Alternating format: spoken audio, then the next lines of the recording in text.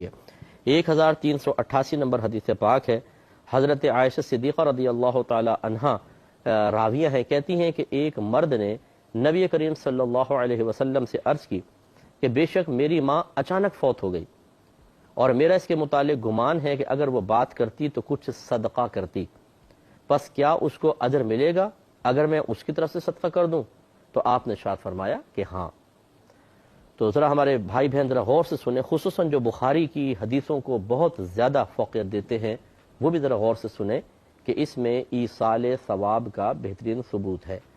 یہ جو کہا جاتا ہے کہ جی زندوں کے عمل کا مردوں کو فائدہ نہیں پہنچتا، وہ جو مر گیا بس وہ اپنے اعمال کے ساتھ گیا، زندے کے عمل سے کیسے فائدہ پہنچے گا؟ یہ آپ زیادہ جانتے ہیں کہ اللہ کے نبی زیادہ جانتے ہیں؟ یہ آپ نے خود نبی کریم صلی اللہ علیہ وسلم سے اس کے بارے میں کوئی تعلیم حاصل کی ہے کہ اور سرکار نے منع فرمایا ہو؟ اگر نہیں تو پھر آئیے اس حدیث کو غور سے دیکھیں۔ پہلی بات تو یہ کہ صحابہ کا آ کر کویسچن کرنا یہ بات ثابت کرتا ہے کہ انہوں نے اس مسئلے کو واضح طور پہ سرکار سے پوچھا، کیونکہ ان کے دل میں بھی ایک ڈاؤٹ تھا، ایک شبہ تھا، یا ایک کلیئرنس نہیں تھی کہ عمل میں کروں اور ثواب میری والدہ کو پہنچ جائے، کیا ایسا ہو سکتا ہے؟ رحمت کونین صلی اللہ علیہ وسلم نے واضح طور پہ فرمایا کہ بالکل ہو سکتا ہے۔ تو لہٰذا یہی جو مسلمانوں کی ایک میجورٹی ہے کہ وہ ایصال ثواب کا اہتمام کرتی ہے، اس کی دلیل اسی طرح کی حدیثیں ہیں، اور میں مزید بھی حدیثیں آپ کو عرض کر دیتا ہوں۔ تو یہاں آپ کچھ حدیثیں ذرا ایصال ثواب کے بارے میں سماعت فرما لیں۔ ایک حدیث تو ابھی آئی کہ صحابی نے عرض کیا رسول اللہ میں صدقہ کروں ثواب والدہ کو پہنچے گا؟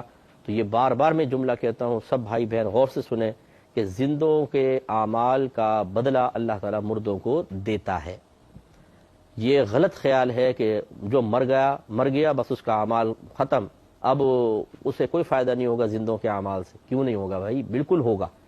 شاید آپ کے مردے کو نہ ہو، آپ اگر نہ کرنا چاہیں نہ کریں، لیکن دیگر مسلمانوں کو منع نہ کریں جو اپنے طرز عمل سے اپنے ماں باپ، اپنے بھائی بہن، اپنے ماموں چچا، پھپھی تایا اور دیگر رشتہ داروں کے لیے راحت کا سامان کر رہے ہوں، درجات کی بلندی کا سامان کر رہے ہوں، عذابات قبر کے دور ہونے، قبر میں جنت کی نعمتوں کے حصول کا سامان کر رہے ہوں، انہیں کم از کم نہ روکے، وہ بالکل جائز کر رہے ہیں۔ مزید دلیل دیکھیے، حضرت ابن عباس رضی اللہ تعالیٰ عنہ بیان کرتے ہیں کہ حضرت سعد بن عبادہ رضی اللہ تعالیٰ عنہ کی والدہ کا انتقال ہوا، وہ اس وقت وہاں موجود نہیں تھے۔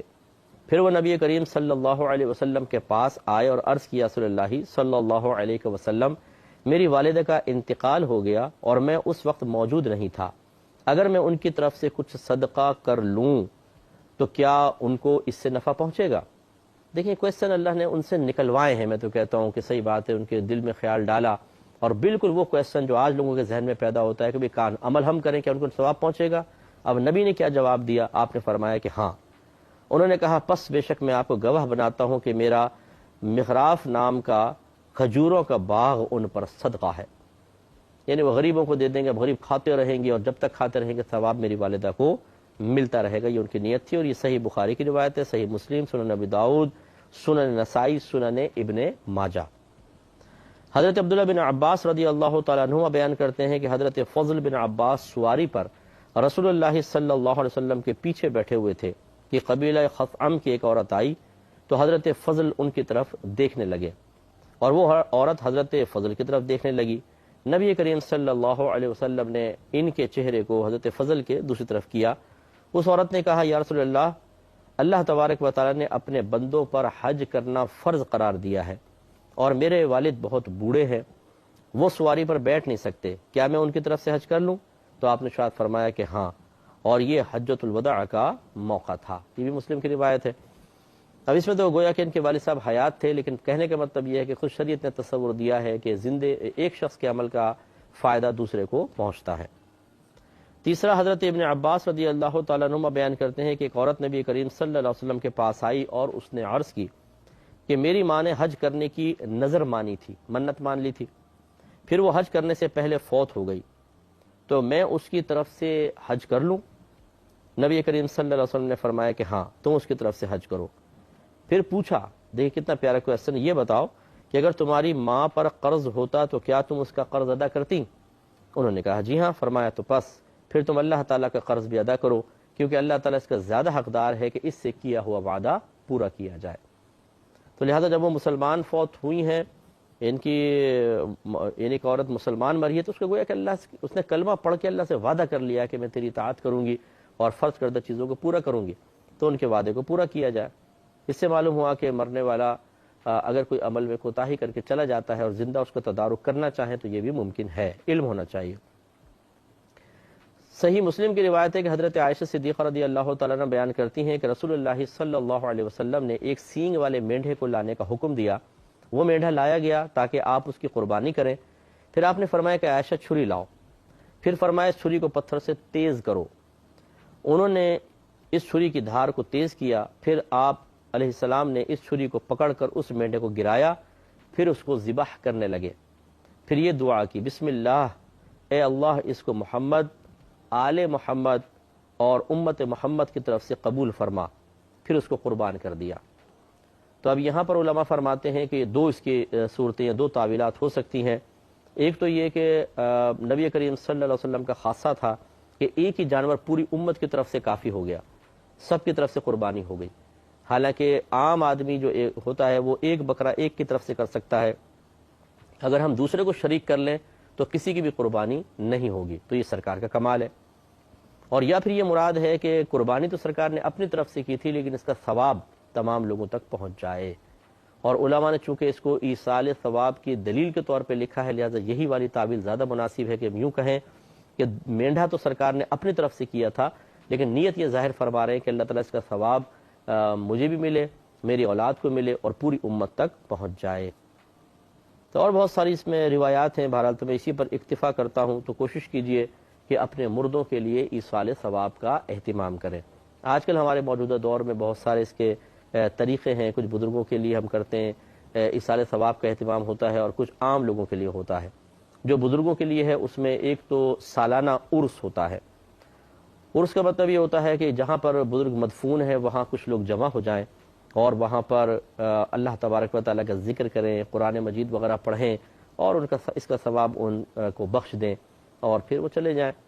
تو یہ ایک عرس کی حقیقت ہے، سمجھ لیجئے۔ باقی جو خرافات ہوتی ہیں، غلط کام کرتے ہیں، وہ لوگوں پر وبال ہے، اس کی کوئی تائید نہیں کرے گا۔ لیکن اس میں تو کسی کو انکار نہیں ہو سکتا کہ کسی جگہ صاحب مزار جہاں پر اللہ کی رحمتوں کا نزول ہو رہا ہے، نیک بندہ مدفون ہو تو رحمتیں نازل ہوتی ہیں، وہاں پر آنا کوئی گناہ نہیں ہے، قرآن پڑھنا کوئی گناہ نہیں ہے، اور ذکر الہی کرنا اور پھر بعد میں ان کو ایصال ثواب کر کے چلے جانا، اس میں کوئی خرابی نہیں ہے۔ بلکہ ہم نے دیکھا ہے کہ انفرادی طور پہ جو شخص عبادت نہیں کر پاتا، بعض اوقات اس طرح کی گیدرنگ میں آ کر وہ بھی عبادت کرنے لگ جاتا ہے، تو اجتماعیت کی اپنی ہی ایک برکت ہوتی ہے۔ تو خلاصہ کلام یہ ہے کہ اگر عرس کرنا چاہیں تو اس طریقے سے کر سکتے ہیں۔ اب اس میں کھانا وغیرہ بھی ہوتا ہے، یہ کھانا پکا کے غریبوں میں تقسیم کیا جاتا ہے، اور اس کو ادباً نظر یا نیاز سے تعبیر کرتے ہیں۔ بعض لوگ کہتے ہیں جی نیاز کھانا حرام ہے، بھئی دلیل کیا ہے آپ کے پاس؟ وہ کہتے ہیں کہ دیکھیں اللہ نے فرمایا قرآن عظیم میں کہ وما اہل بہ لغیر اللہ، کہ وہ چیز بھی تم پر حرام ہے جس پر غیر اللہ کا نام پکارا گیا ہو۔ ہم یہ کہتے ہیں کہ یہاں پر ما آیا ہے، وما وما وما اہل بہ لغیر اللہ، اور وہ بھی حرام ہے کہ جس پر غیر اللہ کا نام پکارا گیا ہو۔ یہاں ما سے مراد کیا ہے؟ تو اکثر مفسرین نے فرمایا کہ ما سے مراد جانور ہے، ذبیحہ ہے، جس پر بوقت ذبح غیر اللہ کا نام پکارا گیا ہو۔ جیسے کفار زمانہ رسول جو تھے وہ اسی طرح کرتے تھے کہ جانور کو لٹایا اور کہتے تھے لات کے نام پر اور گلا کاٹ دیا، عزا کے نام پر، منات کے نام پر۔ تو یہ چونکہ بوقت ذبح غیر اللہ کا نام لیا ہے، یہ جانور مردار تھا، اس سے منع کیا گیا۔ یہاں پہ صرف یہ مراد ہے، یہ نہیں کہ جس بھی چیز پر غیر اللہ کا نام لیا جائے وہ حرام ہو جائے۔ اب میں پوچھوں یہ کون سی کتاب ہے؟ آپ کہیں گے بخاری۔ اب دیکھیں اس کتاب پر غیر اللہ کا نام لیا، بخاری کو اللہ کا نام تو نہیں ہے، تو کیا یہ حرام ہو گئی؟ قربانی کا جانور کھڑا ہو، پوچھیں بھئی یہ کس کا ہے؟ کہا جی چودھری اکرم صاحب کا، تو اللہ کا نام تو نہ لیا، تو کیا یہ قربانی کا جانور حرام ہو گیا؟ یہ ایک غلط فہمی ہے۔ یاد رکھیں کہ جس کھانے کو بزرگوں کے لیے پکایا جاتا ہے وہ کہہ تو یہ دیتے ہیں، ان کی طرف منسوب کرتے ہیں، ورنہ حقیقتاً اس میں کیا ہے؟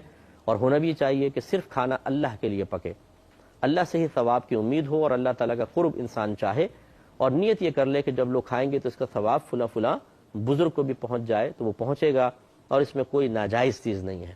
اب اس میں حد سے بڑھتے ہوئے ایک جائز کھانے کو حرام یا ناجائز کہنا اور اس کی صحیح اپنے پاس سے منمانی تعویل کرنا، تشریح کرنا، یہ قطعاً غیر مناسب ہے۔ یہ صحیح نہیں بات ہے، ایسا نہیں کرنا چاہیے۔ اور اسی طریقے سے پھر ایک ہوتا ہے جسے نظر نیاز میں نے آپ کو بتا دیا، اسی میں کنڈوں کی نیاز بھی ہوتی ہے جو امام جعفر صادق رضی اللہ تعالی عنہ کی طرف منسوب ہے۔ اس میں ضروری نہیں ہے کہ مٹی کے کنڈوں میں بنایا جائے اور مخصوص قسم کا کھانا بنایا جائے، شریعت ان قیودات کو لازم نہیں کرتی ہے۔ آپ چاہے مٹی کے کنڈوں میں کھانا کھلائیں یا ویسے چینی کے پلیٹیں استعمال کر لیں، اور ایک کمرے میں کھائیں چاہے 2 کمروں میں کھائیں، کوئی مخصوص کھانا نہ بنائیں، کوئی منع نہیں ہے، بلکہ اس قسم کی زیادتیاں لگانا یہ غلط ہوتا ہے۔ اسی طریقے سے 11ویں شریف ہوتی ہے، یہ سیدنا شیخ عبد القادر جیلانی رضی اللہ تعالی عنہ کی طرف منسوب کی گئی ہے کہ ہر مہینے کی 11 تاریخ یا ربیع الثانی کی 11 تاریخ کو آپ کے ایصال ثواب کے لیے کھانا کھلایا جاتا ہے، اور اچھے قصد و ارادے کے ساتھ، تو اس میں بھی کوئی حرج نہیں ہے۔ اس پہ کلام کریں گے، مزید سلسلے کو آگے بڑھائیں گے نیکسٹ پروگرام میں۔ وآخر دعوانا ان الحمدللہ رب العالمین۔